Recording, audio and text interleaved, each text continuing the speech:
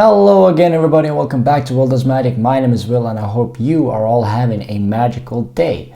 Before I get into today's video, I just want to give a big thank you for the 1,000 subs. Not a lot has happened on the channel for you guys, but a lot has happened behind the scenes, which is going to enable me to give a lot better giveaways, a lot more content, a lot better content. And that is all thanks to you guys. So you're basically building this community yourself. I'm just the face for it, and I'm not even a face. I'm just the guy who's putting all the pieces together. But you guys are the actual community, so thank you guys so much for that. And speaking about the community, we got the giveaway for the 1,000 subscribers and the 800 subscribers coming at the end of the video, so please stay tuned for that. Now the trick that I'm about to show you is actually one of my personal favorites. It was one of the first tricks I ever learned, but it was a variation of this one. So it has a lot of a personal meaning to me, and I'm happy that I can finally share it with you guys today. As always, if you like the video, show it by hitting the like button down below, comment on what you guys want to see next on this channel, and if it's your first time seeing me, hit that magical subscribe button. But enough talking, let's get into the performance of this trick. So guys, for this trick, all it needs is a deck of cards. Now we're going to go ahead and give the deck a real good riffle shuffle to start the trick off. And we might as well just do it a final time just to make sure that we do not have a setup deck of cards. Now I'm going to have the spectator select any card that they like. So let's say they select the card right over here. And then I would like you to look at that card and memorize, and I'm going to try not to see it. You got it? All right. I would like you to cut the cards wherever you like. Let's say you cut the cards right there. We're going to place that card back on top, and we're going to put the other half just on top of that deck. So it's a free choice of card. We got your card lost in the deck somewhere. Now I'm going to try to find my two helper cards, which is going to help me find your card in the end, hopefully. So if I go through the deck here, I'm going to try to look for, let's see, I'm going to show you what cards they are. So it's the first, it's the Jack of Spades, and now if you might have figured it out, we're going to try to find the other Jack, which is hiding right over here. So the two Jacks, we're going to place one of the Jacks on top, and the second Jack goes on the bottom. Now I'm going to leave it stick it out so you can see it through the whole trick here, just like that. Now what's going to happen is that these two Jacks are going to work together to find your card, but it's going to go so quickly you won't even see him go through the whole deck. I'm going to place the cards right here. I'm going to have them start working their magic. And then just by a little snap of the wrist, they've trapped one card between them. And hopefully that is your selected card. Now that's the trick, guys. I hope you enjoyed it. Let's get into the tutorial of this trick. So guys, as you saw there, a super innovative way to do one of my favorite tricks of all time. And the throwing motion of the deck is not as hard as it seems. You just got to figure out the pressure a bit, but we'll get to that into detail when we get to that in the tutorial here. You want to start off by taking out the two Jacks.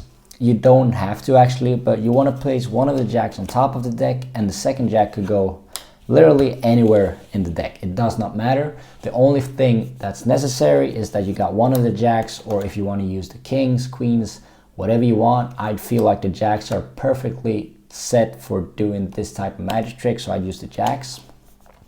And then you're going to go ahead and give the deck a quick shuffle. Now you want to keep that Jack on top if possible, and if you let the spectator shuffle the cards, you can actually take the cards back, just go through them. You see all the cards are different, and then let me see if I find that other Jack, and then you just move that to the top basically. But in the best of worlds, you want to keep that Jack on top the whole time. You can do a straight riffle shuffle. Nothing fishy about that. Now, this next part is a totally free choice. So they're going to go ahead and select any card they like. Now, let's say they select the card right over there.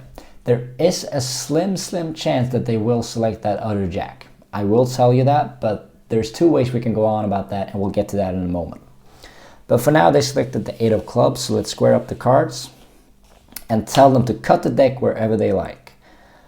So they're going to cut the deck, they're going to put their selected card on top of that Jack, and put the rest of the cards back on top. So far it is a simple, you pick a card and we're going to find a trick. But here's what sets it apart from the rest of them. So you're going to tell the spectator that you're going to look for your 2 helper cards in the deck. Now, if I turn the deck around and go through it, you'll see that we should have 1 jack right here, which is the jack of spades, which was the top card, which means that the next card is going to be their selected card. This is the card you should start looking for, because what you're going to do is that you're going to face away from the audience. You're going to go through and say that, all right, I'm going to try to find my first helper card, which is this card right over here. And now, depending on what angle and what situation you're in, you might want to put it down face down first if you're going to show the bottom card or this card, but you'll figure that out on your own. So place the card, I'll place it down face down for now.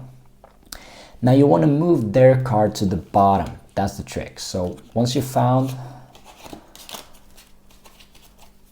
the first or the top jack, so the jack of spades, you want to say, all right, first card, move that to the bottom. Now you're going to go ahead and look for the second jack, which is right there. Same thing, face down. Keep their card at the bottom. Let's say, for instance, that they actually picked their own jack. Here's what you can do. You can say that, all right, I'm going to go through the deck and try to find my helper cards.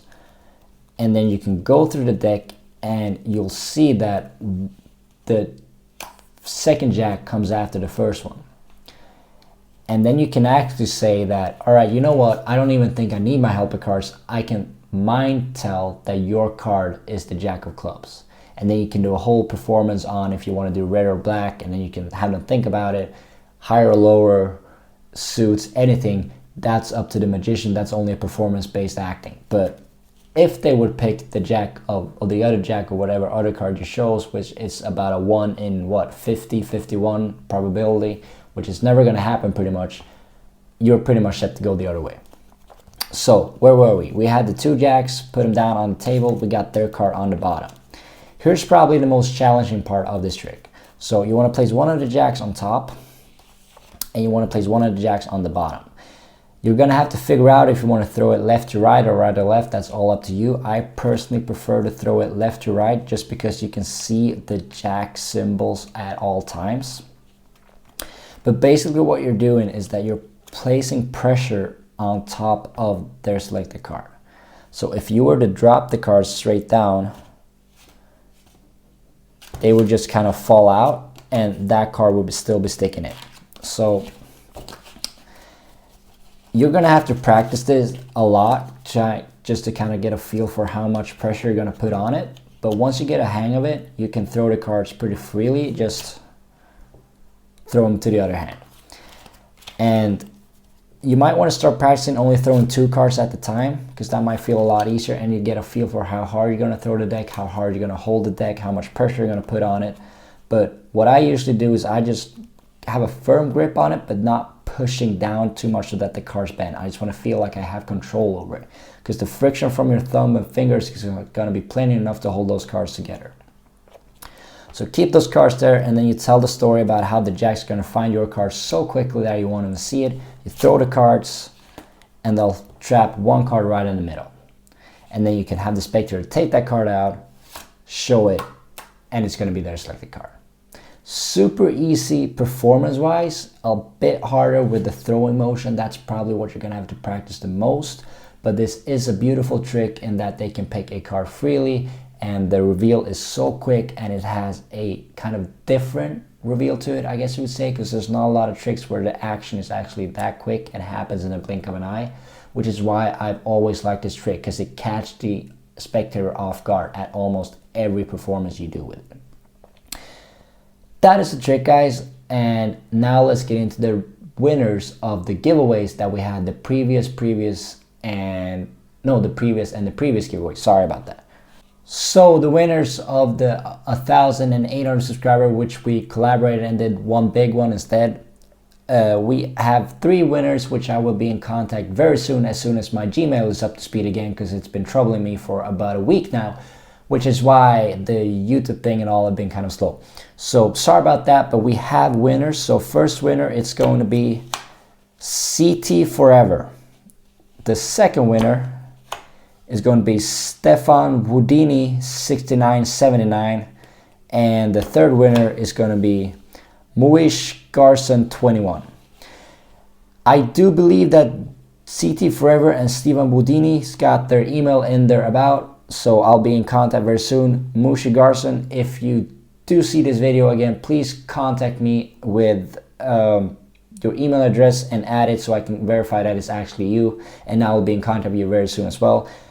Thank you guys so much for watching. That's going to be it for today's video. If you did like it, please show it by hitting that like button down below. Comment on what you guys want to see next on this channel. As always, if you're new, hit that magical subscribe button to help us grow as a community, and have a magical day, and I'll see you next time. Bye.